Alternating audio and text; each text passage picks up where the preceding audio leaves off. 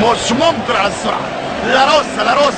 لا روسا الفراري في طريق الفورمولا 1، كأنك في سيلفستر على مدار انجلترا، او كأنك في المانيكور على مدار فرنسا، او كأنك في مونزا في ارضك يا فراري، وانت في ارضك يا بورتوغيز. الله على الفراري، الله على حبيبتي لا روسا.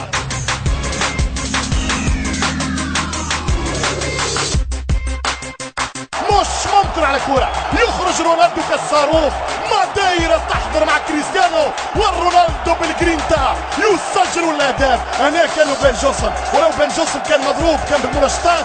هذا كارلويس بن الريح،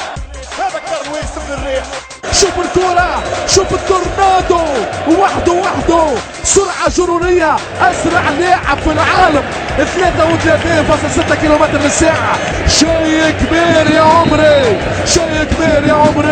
من صغري. شوف الكرة وتمتع يا مشاهد بأجمل صورة. رونالدو بيروح البرنابيو، شوف ايش يجري، الله ما شاء الله تبارك الله، الحوت عليه خمسة وخميس عليه. مش ممكن، فراري وهذا رايح. السرعة الفائقة عند رونالدو، يوقف عند الكرة.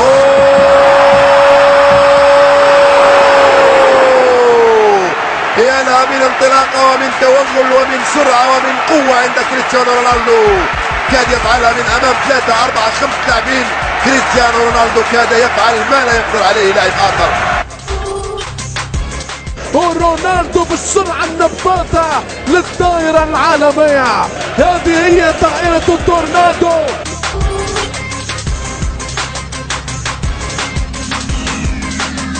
وترجع للموجود رونالدو، للمولود من جديد رونالدو. مش ممكن يا كريستيانو،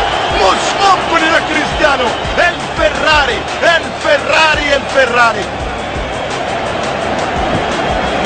مش ممكن على السرعة.